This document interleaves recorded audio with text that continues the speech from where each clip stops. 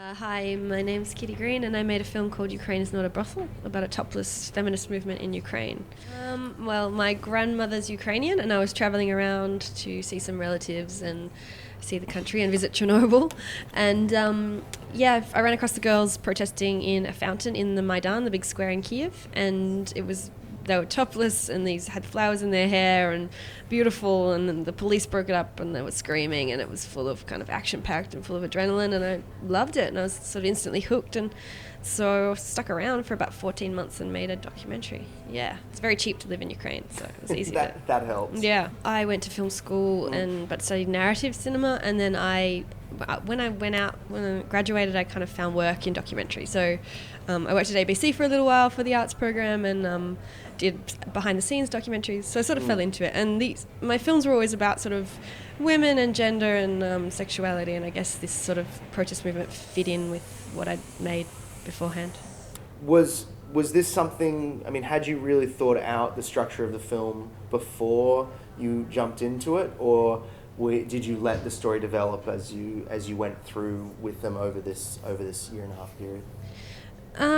I mean, I thought about what I wanted the film to be, but it changed as I went there, because obviously, I mean, it's real life and things change and things develop, and it was sort of an organisation that I saw as immediately contradictory, but I didn't realise just exactly how contradictory it was until I was there and sort of discovered how it was working, and there was powers controlling it that I wasn't that happy with. There was some strange things going on, so I wanted to capture all of that. So I guess my story changed when I discovered a bit more about the movement. But yeah, I was conscious of making it quite cinematic and quite not just like, because there's a lot of journalists that cover this movement and they're in the press a lot, so I really wanted to get that intimate view of the movement. Didn't want it to look like a TV doco. Exactly, yeah. It has it's a very beautiful thing. It's a very kind of, the landscape is really gorgeous and the girls are gorgeous, so it's sort of, you could point your camera anywhere and it looked amazing. What did you feel was your role in the movement at the time? Was it just as a filmmaker, or did you feel that there was something more that you were offering?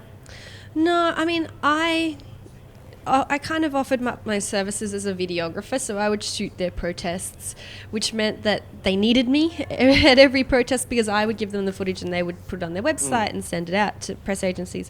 So that made me kind of an essential part, which was great, because wherever they went, they wanted me to come with them. So often I would get kind of, if this Turkish businessman flew them to Turkey, he flew me too, because they needed me there as well. So I got into the belly of the beast in that way, and I guess that's how I got kind of the stories that other press and journalists haven't been able to get, which was kind of the truth behind this movement. Because there are, I don't know, there's sort of these, I don't know how to describe it without giving it away, but there are these kind of dark patriarchal forces that are controlling this seemingly feminist movement. So it's a very odd kind of movement, and I think the contradictions are what makes it an interesting film and what makes it such a sort of a dense subject matter, and really kind of really fascinating. So for me, it was exciting, and I hope audiences see it the same way. Where's the movement at now? Because this was filmed a couple of years ago now. No, it's not that old. Don't make it sound out of date. No, it's about a year ago we finished filming, and Ina's since moved to Paris.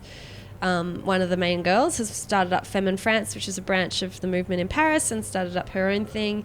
They've got branches in Germany and all over. They're starting Femme in US, Femme in Canada. So they're kind of expanding and evolving and growing, and I'm really kind of proud of where they are at the moment. Yeah, it's good. Yeah. And it kind of, this movement comes at the same time, a little bit, I suppose, when you were filming this, there was the Pussy Riot thing that would have been going on. Was that kind of talked about at all, kind of what was happening with those girls? Yeah, Pussy Riot was interesting because they hadn't been heard of before, and then all of a sudden, whereas Femin had been going for 4 years at that stage and protesting weekly, Pussy Riot got really famous really quickly because of that one stunt and the prison term, and because the West know who Putin is, and he's an obvious enemy. So like for them, it was easy to go, oh, quick, these girls are against Putin. Whereas Yanukovych and the people in Ukraine, I mean, no one really knew who they were, or no one really knew where Ukraine was. Now they do, obviously.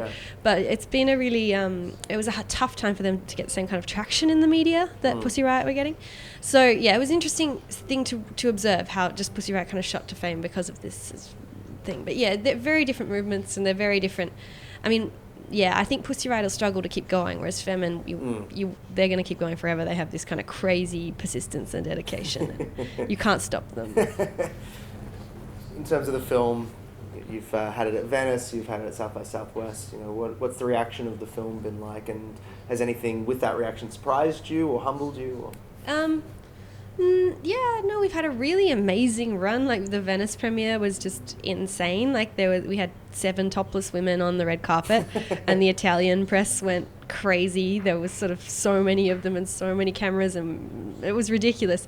So we've kind of, since then, we've just been kind of going around the world and showing it into different places. And I mean, everyone's perceptive. I think it's a story that most women can learn something from. It's a story generally about women fighting against patriarchy and fighting against sort of stereotypical gender roles in some way. So yeah, the reaction about it's been good. I mean, yeah, we'll see what Australia's like. It's going to be interesting. Yeah.